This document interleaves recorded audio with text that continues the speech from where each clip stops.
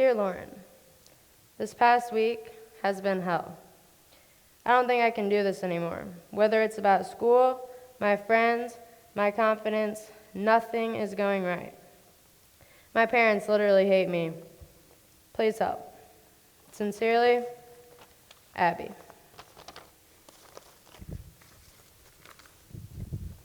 Haley, anorexia, Indiana.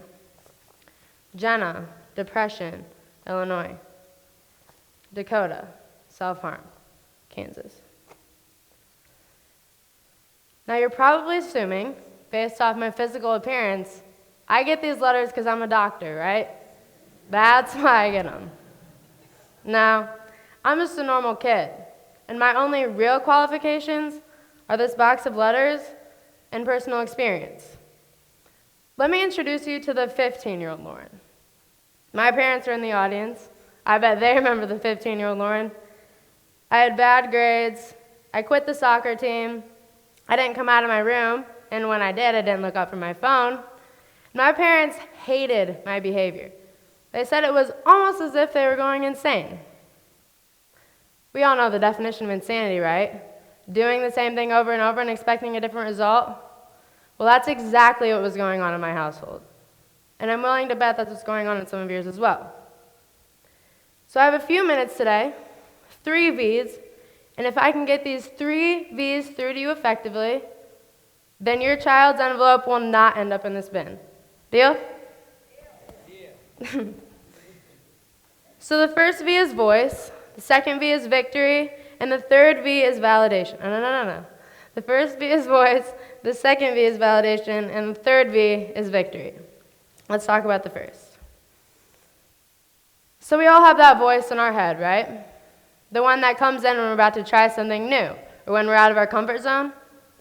When I go out of my comfort zone, the voice in the back of my head tells me, hell yes, Lauren.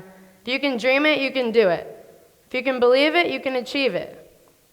But based off the hundreds of letters in this container, that's not the voice a lot of teenagers are hearing.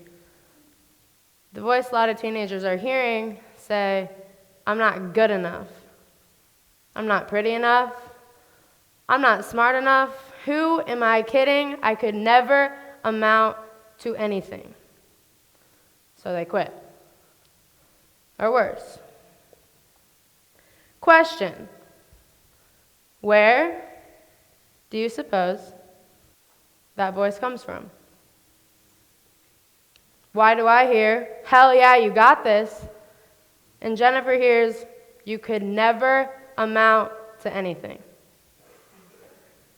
I'm not a doctor, I'm not a therapist, I'm not an expert, but based off the hundreds of letters, I've come to the conclusion that what if the voice in the back of our head comes from the things our parents repeatedly say to us growing up?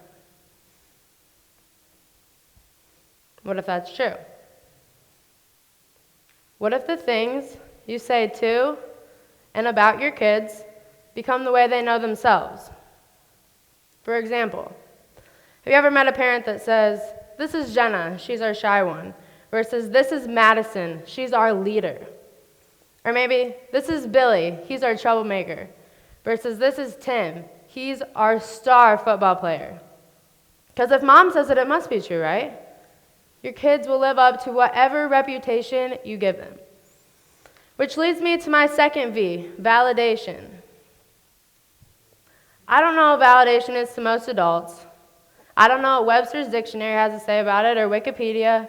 But to me, a 19-year-old girl, validation means knowing you are beautiful because you are you. And that's enough. Not because of your achievements, not because of a blue ribbon, not even because you're speaking at TEDx, but because you are you, not because of your achievements. Has anybody ever had a brilliant idea? I mean, we all have them, but have you ever brought yours to life? I did that once. I made a t-shirt, and let me tell you, it was the dopest, sickest shit I ever saw in my life. I brought it to real life, out to 30,000 people, and guess how many people bought it? Out of 30,000? 0. 0 people bought my shirt.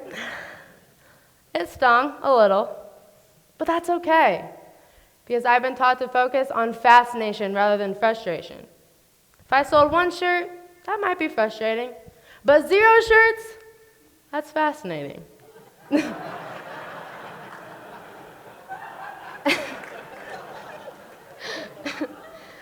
I've been taught that failing does not make you a failure.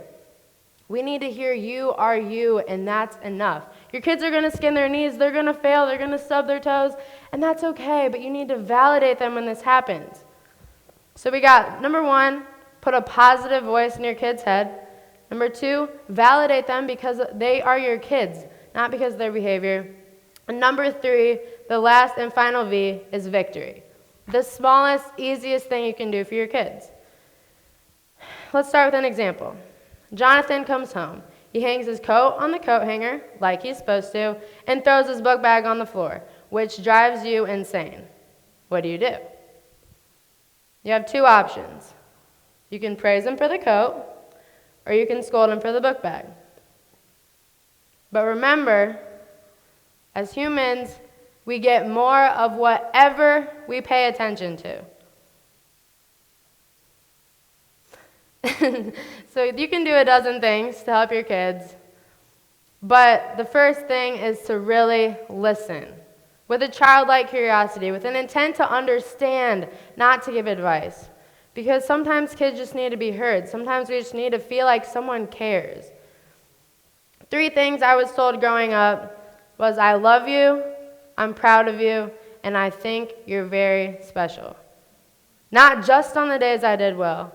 Not just on the days my parents were especially proud to be my parents. Not just on the days I got an A, but every single day. I was told you were not dumb, but you made a dumb decision. You're not stupid, but you did a stupid thing. So tonight, don't be afraid to crawl into your kid's bed and say, maybe I've been doing this all wrong. Maybe I've been pointing out all the faults in you. When in reality, there is so much more than that. We all have a purpose here. I think this is mine. But yesterday I hit 45,000 followers. And I'm only one person. I can tell you every single person, every single envelope, every single letter in this bin, that kid is missing at least 1, if not all 3 of these V's. So starting today, become the change you want to see in your relationship. Be the positive voice. Start validating and celebrate every single victory in your children.